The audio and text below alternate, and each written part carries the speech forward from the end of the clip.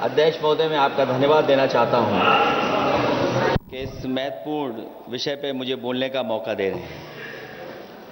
मैं अपने साथी माननीय सदस्य गौरव गोगोई जी के से सहमत हूं।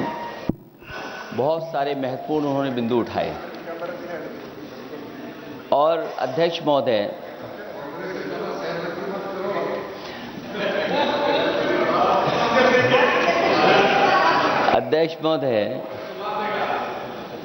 मुझसे ज़्यादा मेरे रिश्ते शायद हमारे विपक्ष के लोग ज़्यादा जान रहे हैं और जितना विपक्ष के लोग नज़र रखेंगे मैं समझता हूँ उतना रिश्ते और मजबूत हो जाएंगे। अध्यक्ष महोदय, मैं आंदोलन को बहुत दूर से देख रहा था और उस आंदोलन में जो जीत के बाद नारा लगा, एक नारा लगा अध्यक्ष महोदय, सरकार के खिलाफ नारा लगा कि सरकार को ये अहंकार था कि सरकार झुकती नहीं है, लेकिन उन्हीं नई पीढ़ी के लोगों ने ये वो नारा दिया कि झुकाने वाला चाहिए, सरकार भी झुकती है और सरकारों को झुकाना भी नौजवानों को आता है। सरकार झुकी और स्वीकार किया उन्होंने। जो करोड़ों नौजवान जो मांग कर रहे थे कि सबसे पहले जो मंत्री जी हैं वो इस्तीफा दें, और बिंदु दूसरे अलग हैं जो हम लोगों को जानकारी में मिल रहा है। अध्यक्ष महोदय, सरकार हर विषय पर स्वीकार किया है, लेकिन पता नहीं अध्यक्ष महोदय ये बात समझ में नहीं आ रही है कि सदन में उन आश्वासनों को क्यों नहीं रख रही है सरकार, जो सहमति बनी है। और उसके बाद अध्यक्ष महोदय, हम लोगों ने देखा कि जब मंत्री जी लौटे हैं, मंत्री नहीं रहे, उसके बाद सदन के बाहर उनका स्वागत किया गया। अध्यक्ष महोदय, जो स्वागत हुआ उसके लिए हमें कोई शिकायत नहीं है, लेकिन माननीय सदस्यों को कितनी बड़ी राहत मिली होगी, कितने बड़े संकट से बचाया उन्होंने। एक प्रधान जी को हटा करके प्रधानमंत्री बचा लिया आपने। और ऐसा अध्यक्ष महोदय आंदोलन किसी ने नहीं देखा, जिस आंदोलन में नई पीढ़ी के लोग, कम उम्र के लोग निकल करके आ गए और जो नारे दिए गए। ये सरकार पिछले कई वर्षों से नकारात्मक प्रचार पर टिकी हुई थी, नकारात्मक राजनीति करती थी और न जाने कितने हजार करोड़ रुपए खर्च किए होंगे सरकार ने नकारात्मक राजनीति के लिए। लेकिन नई पीढ़ी को मैं बधाई देना चाहता हूं, उनके मनोबल को और उनकी एकता को, और जिस तरीके से उन्होंने प्रचार किया, अंततः सरकार को झुकना पड़ गया। भाजपा वचन नहीं देती, जुमला देती है। तो मुझे उम्मीद है कि सभी युवा नौजवानों का जो मांग की है उन्होंने, उन सभी मांगों को सरकार स्वीकार करेगी। और सरकार ये भी स्वीकार कर लिया होगा कि कोई दल मजाक में बना तो कितनी बड़ा दल बन गया। जो कोई चीज मजाक से शुरू हुई वो कितना सीरियस हो गई, और इतना सीरियस हुई कि हमारी सरकार लोकतांत्रिक हो गई कि जो उनको धरने पे बैठने दिया। सरकार लोकतांत्रिक थी कि उन्हें धरने पर बैठने दिया। हमने वो भी समय देखा है कि जहां पर धरने पर नहीं बैठने दिया, वर्षों वर्ष लोग बैठे रहे धरने पर, उनकी सुनी नहीं गई। इसी दिल्ली को घेरा था किसानों ने, और सरकार को लगा कि चुनाव आ गया तो सरकार ने तीनों काले कानून वापस ले लिए। जब सरकार घबरा जाती है, डर जाती है, तो सरकार स्वीकार कर लेती है। इसीलिए वो नारा मुझे अक्सर याद आता है कि झुकाने वाला चाहिए, सरकार भी झुकती है। जो विषय लाया गया है कि prevention of unlawful means act, सरकार को कम से कम ये बताना चाहिए था कि 2024 में जब ये लेकर के आए थे तो आज 2026 में कैसे पेपर लीक हो गया। और केवल गिनती के 1-2 पेपर लीक नहीं हुए हैं। ये ऐसा आंदोलन रहा जिसमें मां बाप और नई पीढ़ी के लोग सब जुड़ गए। अगर हम ये माने कि 20 लाख बच्चों ने परीक्षा लिखी थी और उनके घर परिवार के सदस्यों को हम इसमें जोड़ दें, दादा दादी, मां बाप और परिवार का कोई सदस्य, तो 5 लोग प्रभावित थे। और 5 गुणा 20, 1 करोड़ लोग नाराज हुए सरकार से। और अक्सर हम पॉलिटिकल लोग हैं, हम लोग जानते हैं जब कभी आंदोलन करते हैं तो कितनी तैयारी करानी पड़ती है, गाड़ियों का इंतजाम, खाने का इंतजाम और इंतजाम। लेकिन ये पहला आंदोलन देखा कि जिसमें मां बाप भी जुड़ गए और कहा कि जाओ बच्चों आंदोलन करो, हम आपके साथ हैं। ये पहला आंदोलन ऐसा देखने को मिला है। और केवल दिल्ली में नहीं हुआ ये, केवल दिल्ली में नहीं हुआ ये। अगर ये बात गलत है, अगर ये बात अध्यक्ष महोदय गलत लग रही है, तो देश के होम मिनिस्टर साहब को ले आइए, वो सब एक्सप्लेन कर देंगे।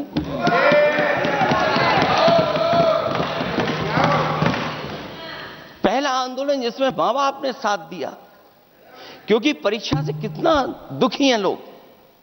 ये जो परीक्षाएं लीक हुई हैं, कई महीनों पहले ये किताब बना दी थी। और अध्यक्ष महोदय, जो लोग चढ़ावा चोरी नहीं बचा पाए, वो पेपर लीक कैसे बचा पाएंगे? जो भगवान के दरबार से दान गायब हो गया, दान चला गया, वो लोग पेपर लीक बचाएंगे? किस कानून को, जो कानून पहले बनाया उसी कानून का संशोधन करके लेकर आए? किसकी आंखों में आप धूल झोंक रहे हैं? और अगर कानून से बच रहा होता तो भाजपा की 10 साल की सरकार में 20 परीक्षाएं कैसे लीक हो गई? 20 परीक्षाएं लीक हुई अध्यक्ष महोदय, जिसमें कोर्ट तक जाना पड़ा, उसके बाद परीक्षा रद्द हुई है।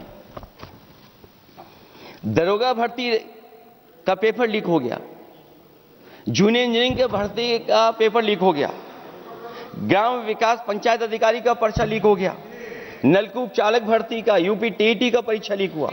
और एक बार नहीं हुआ, 3 बार पेपर लीक हुआ यूपी टेट का। हाई स्कूल बोर्ड का परीक्षा लीक कर दिया, इंटरमीडिएट की बोर्ड की परीक्षा लीक हुई, इंटरमीडिएट का फिर परीक्षा का लीक हुआ, कई बार हुई। सिपाही भर्ती लीक हुई। आप सोचिए कितनी परीक्षाएं लीक हुई हैं। और नीट परीक्षा कोई पहली बार लीक नहीं हुई, दोबारा लीक हो गई, कानून बनने के बाद लीक हुई। सहायक प्रोफेसर भर्ती लीक है, लेखपाल भर्ती लीक हुई। यूपी जैसे स्टेट, जो सबसे बड़ा स्टेट है, जहां से प्रधानमंत्री चुन करके आते हो, वहां तक पेपर लीक हो जा रहा है। और जो संस्था परीक्षा एग्जामिनेशन करा रही है, वो एनटीए में भी आउटसोर्स कर दिया आपने। हम विपक्ष के लोगों को तो डर ये लगता है अध्यक्ष महोदय, कहीं ऐसा ना हो कि ये पूरी सरकार को आउटसोर्स कर दें। आउटसोर्स सरकार है जो सबसे विश्वसनीय संस्था है, उसमें आउटसोर्स पे आपने कर्मचारी को रखा हुआ है। किस बात की जवाबदेही है? यही अकाउंटेबिलिटी है आपकी? कहीं अकाउंटेबिलिटी ये तो नहीं है, आप अकाउंटेबिलिटी को ये कहीं समझ बैठे हों कि अकाउंट को भर दे वो एबिलिटी वाला ही हमें चाहिए? कहीं वो अकाउंटेबिलिटी तो नहीं है? आप बताइए, एनटीए को आउटसोर्स किया हुआ है आपने। जिस संस्था की जिम्मेदारी है महत्वपूर्ण परीक्षा कराने की, उसमें सब आउटसोर्स। और ये सच कहा कि कांग्रेस पार्टी के माननीय सदस्य ने मांग की है कि वो हम लोगों को पता होना चाहिए आखिरकार कौन लोग थे जो आउटसोर्स होकर के बैठ करके परीक्षा में इस तरह की घोटाला कर रहे थे। आखिरकार जवाबदेही क्या है, किसकी थी? और फिर केवल नीट की परीक्षा की बात करें और परीक्षाओं की बात करें, अगर हम अध्यक्ष महोदय, जब से सरकार बनी है तब से सरकार की कोशिश रही है कि शिक्षा, परीक्षा और यूनिवर्सिटी का ताना बाना पूरा ध्वस्त हो जाए। उसको एक रंगी बना दें हम, उसमें अंडरग्राउंड अनरजिस्टर्ड लोग शामिल हो जाएं। ये पिछले जब से भारतीय जनता पार्टी की सरकार आई है तब से हो रहा है। और फिर शुरुआत कहां से होती है?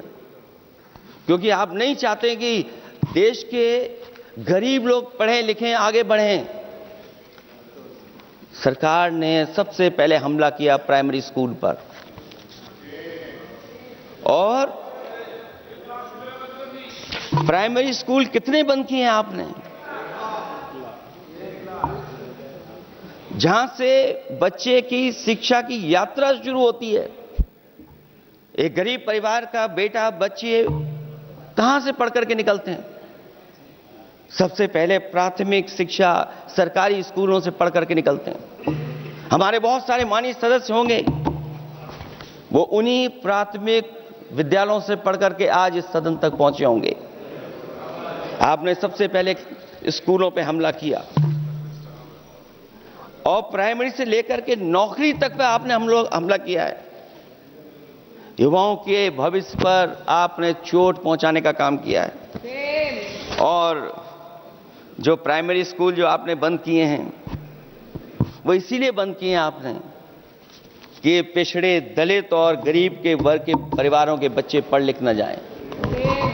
क्योंकि आज भी अगर हम देखते हैं प्राइमरी स्कूल में कौन पढ़ने जा रहा है? सबसे समाज के गरीब परिवार के बच्चे पढ़ करने जा रहे हैं। सबसे पहला हमला आपने वही किया, और इसीलिए किया क्योंकि नींव पर ही अगर हमला होगा तो ये आगे नहीं बढ़ पाएंगे। जो आंकड़े सरकार के बताए गए हैं, 1 लाख से ज्यादा सरकारी प्राइमरी स्कूल बंद कर दिए सरकार ने। और अगर ये बात गलत है तो हमें उम्मीद है सरकार इस पर भी जवाब देगी। और अगर हम आंकड़े निकालें तो जो आंकड़े दिखाई दे रहे हैं, यूपी में सबसे ज्यादा प्राइमरी स्कूल बंद हुए हैं। और ये सरकार के आंकड़े हैं कि 7 लाख से ऊपर विद्यालय थे जो अब 6 लाख रह गए हैं। और यूपी में तो सबसे ज्यादा बंद हुए हैं। उत्तर प्रदेश में 26,386 सरकारी प्राइमरी स्कूल बंद कर दिए सरकार ने।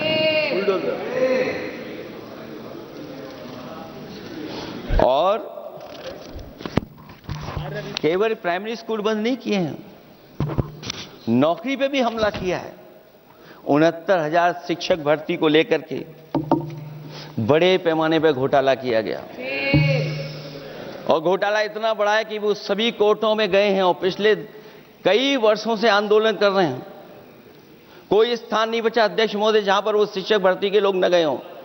मंत्रियों के यहाँ गए, आंदोलन किया। देश में बड़े पैमाने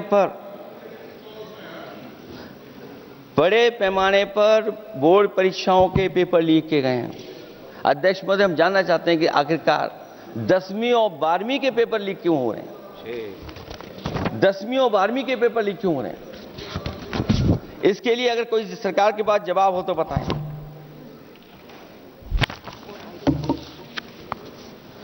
और जो बच्चियों ने जान दी है नीट की परीक्षा में, जब परीक्षा का पेपर लीक हो गया है, अध्यक्ष महोदय, मैं अपनी तरफ से, पार्टी की तरफ से और सभी की तरफ से उन्हें श्रद्धांजलि देता हूं। और हमें उम्मीद है कि सरकार उन बच्चों की मांग मानेगी जिन बच्चों ने ये शर्त रखी है कि उनके परिवार के लोगों को 1 करोड़ मुआवजा दिया जाए। जब उच्च शिक्षा में जिस तरीके से भर्ती हो रही है, अध्यक्ष महोदय, जो उच्च शिक्षा की भर्ती है उसमें जो अपॉइंटमेंट हो रहे हैं उनके बारे में तो क्या चर्चा करें कि जब संस्था पे सबसे ऊपर बैठा व्यक्ति ही अन्याय करेगा तो पूरी संस्था में अन्याय होगा। जब से ये सरकार आई है, जो बड़ी बड़ी संस्थाएं हैं, उन सब संस्थाओं में एक रंगी लोगों को बैठा करके उन संस्थाओं को ध्वस्त करने का काम कर रहे हैं। और न केवल उन संस्थाओं को खराब कर रहे हैं, बल्कि अध्यक्ष महोदय, उत्तर प्रदेश में एक स्वतंत्र सेनानी, उनके नाम पर यूनिवर्सिटी बनी, मौलाना जौहर यूनिवर्सिटी। यूनिवर्सिटी बनकर के तैयार हो गई। इन्होंने कोई सरकारी यूनिवर्सिटी नहीं बनाई, और अगर कोई प्राइवेट यूनिवर्सिटी बन भी गई है तो उसको भी हथौड़ा लेकर के तोड़ने की तैयारी कर रहे हैं ये लोग। ये नफरत की राजनीति कहां लेकर के पहुंचा देगी।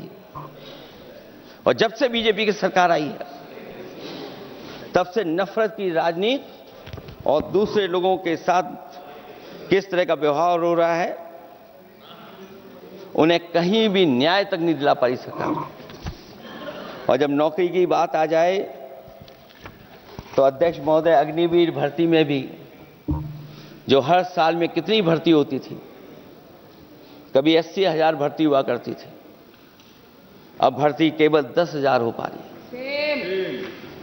आखिरकार अध्यक्ष महोदय, सरकार नौजवानों की पढ़ाई और नौकरी पे हमला क्यों कर रही है,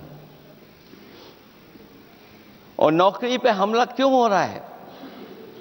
जब आप ये कहते हैं कि हमारे नौजवान हमारी डेमोग्राफिक डिविडेंड बन करके आए हैं, कहीं यही नौजवान हमारी आपदा न बन जाए, इसके बारे में भी सरकार को सोचना चाहिए। और मैं ये जरूर कहना चाहता हूं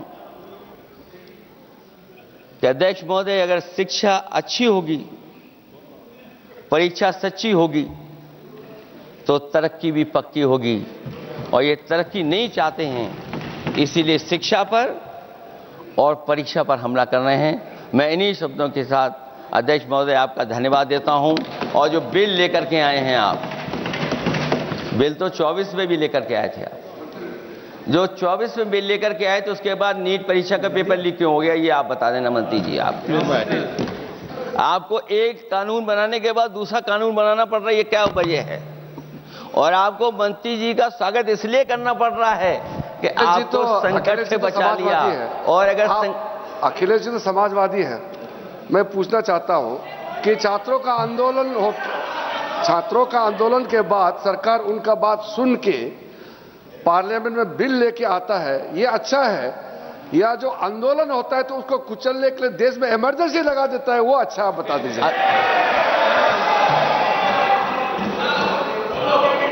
अध्यक्ष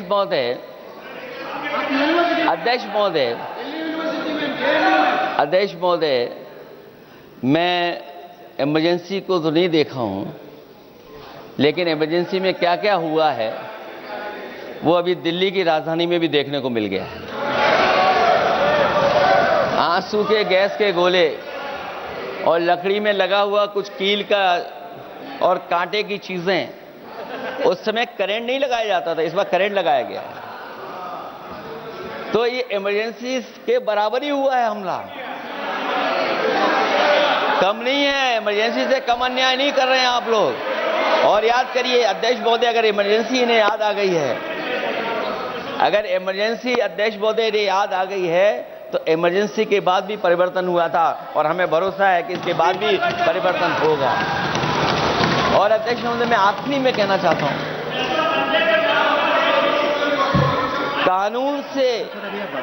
कानून से नहीं, नियत साफ होगी तब नीट का परीक्षा साफ होगी। सवाल कानून का नहीं है,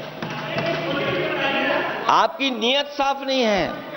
और जिस समय आपकी नियत साफ होगी तो परीक्षा भी साफ हो जाएगी। और हमारे साथी जो कुछ और बातें उठा रहे हैं, आज मौका नहीं है, लेकिन आपको भगवान भी माफ नहीं करेंगे, क्योंकि आप चढ़ावा चोरी में शामिल हुए हैं। और चढ़ावा ही नहीं, जो गुप्त दान था वो भी चोरी हुआ है, गुप्त दान। और ये पाप की श्रेणी में नहीं आता है, महापाप की श्रेणी में आता है। Akhilesh ji bill pay. और अध्यक्ष महोदय, आखिरी में मैं इतना ही कहना चाहता हूं, शिक्षा की रक्षा के लिए जो आंदोलन हुआ है वो हमेशा आंदोलन जीतेंगे। बहुत बहुत धन्यवाद, बहुत बहुत आभार प्रकट करता हूं आपका।